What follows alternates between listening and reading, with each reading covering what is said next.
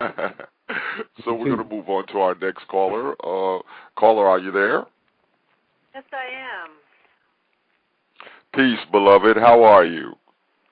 I am extremely wonderful and grateful and illuminated one. And Brother Sevan, this is very enriching for my spirit to hear a young brother have the courage to stand up and speak the truth, his truth, about the elders who are perpetrating a lot of evilness or misleading people.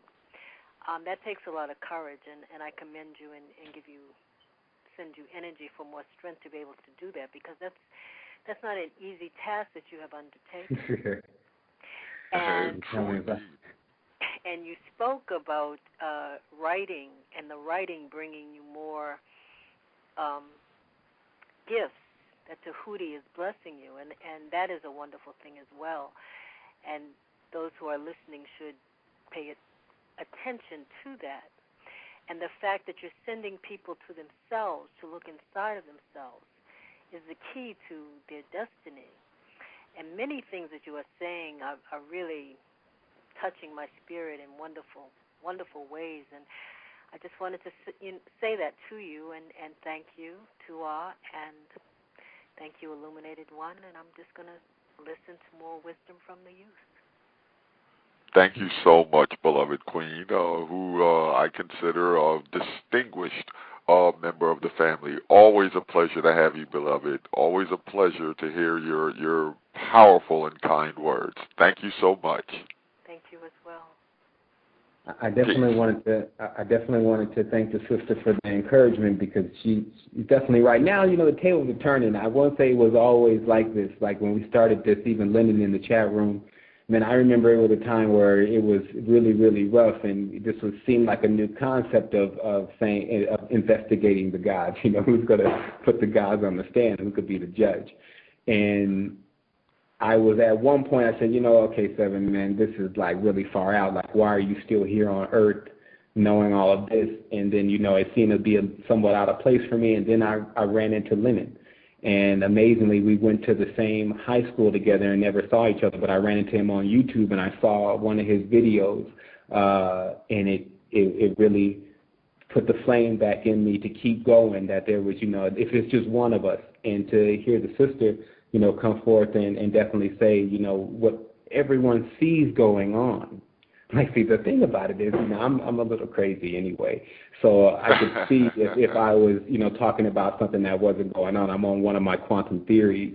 No, I'm talking about stuff. The only thing I'm really talking about here on this show is things that I know, that I've seen with my own eyes. And that's all I always say. It's different when you're talking to a person that knows. Like, I can tell immediately when I'm talking to someone who's had the quantum paranormal experiences and multiple paranormal experiences, then one, it's kind of like even a certain look they have in their eyes. And so all of these things really lead us back to and forward to what we really have going on right now in our primary reality at our present. And so what I realized was, and that's really what's been going on with inside me, and I definitely believe is one of the reasons why we've connected, because you see how we connected. We just all of a sudden you knew about me, we connected, we seen it the same way, and the next minute we were on the show, and then things are still unfolding like they are now very rapidly. And I really wanted to say to the communities that are out there, African American communities, even Caucasian communities, because the bloodlines are now so mixed up. And that's why we have to let go of things. And I always said this because a lot of people are scared of this retribution that's supposed to hit them if they deny the God at the last moment. And all I would say to people is like, okay, because that's the fear. But let's just say that the God did show up that you believe in. I would just be like, look, it got so crazy in the end. Everyone was saying they were you. And I knew that I had to do something else, because I can't follow a group of individuals that I know and I feel personally are going in the wrong direction. And if I'm somehow in the wrong because of that, then I'm willing to accept it. It's almost like, what they say, kind of you're manning up, or as they say, to the actual the scenario that's going on. But like I said, there's no limit to the individuals that you see in these communities that practice this type of magic that seem to, it's just the darker sides of the Orisha religions.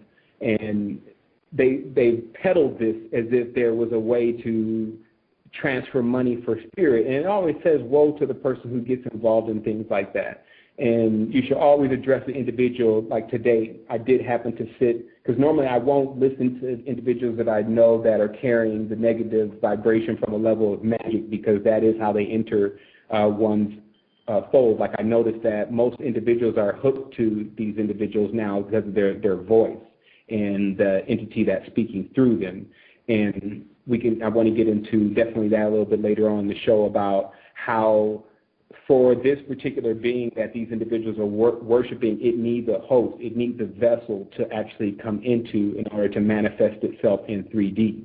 And so it's used out of these individuals as portals and vessels to bring forth its message of just deception. The deception is going to come very heavy at this point, and that's why it's easy just to detach from everything, because you don't, like they say,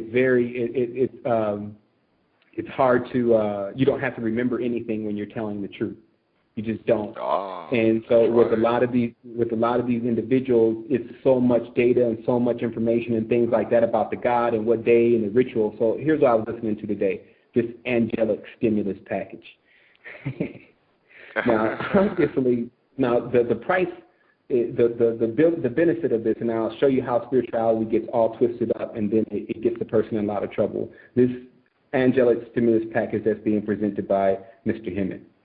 $2,500 the person's supposed to receive from some unknown location, some unknown destination, and then they get $150 worth of pictures for only $50. But this $2,500, now 25 is the number of ISIS. So I've already talked about this same type of belief within this individual and this cult that they're involved in. And then from there, what is this genie in the bottle effect that people keep thinking that real spirituality has something to do with? Like, you can't say, okay, I'm going to genie this thing. Actually, you might as well go to Vegas.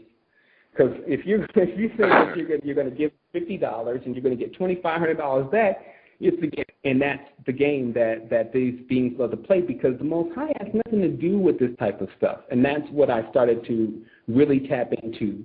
When you take away the filters, again, stop seeing your focal point or the high being as a man, a woman, a bird, a fish, a dog-headed snake, dragon, creature.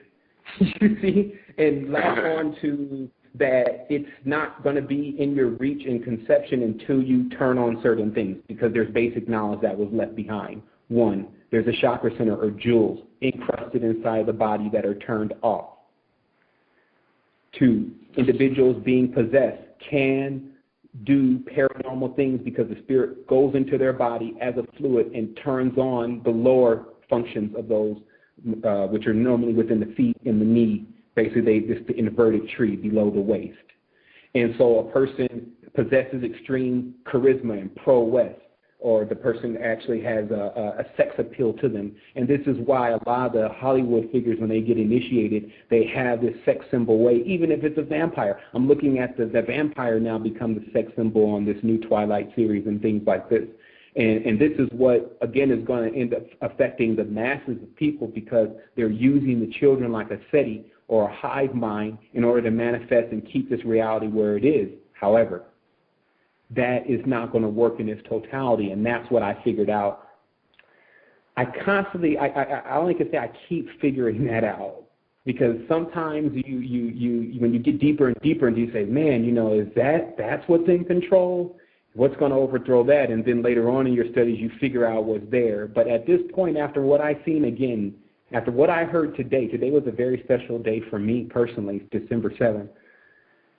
When I saw Dilbert Blair come out, I said, man, well, I'll rally behind the elder. Like, I know I already know he's in the know. I already know he's messing with diodes, he's messing with magnets. Now we're talking. See, I'm not talking about rituals anymore. Like, I've watched individuals get so deeply involved with rituals and keeping pigeons in the closet for like 3 or 4 days in the dark, and then bringing him out and then having to eat him when he's not than all this stuff. And I still see those people broke. And the reason why they were doing that ritual was to have some money. So what's up? Like that is really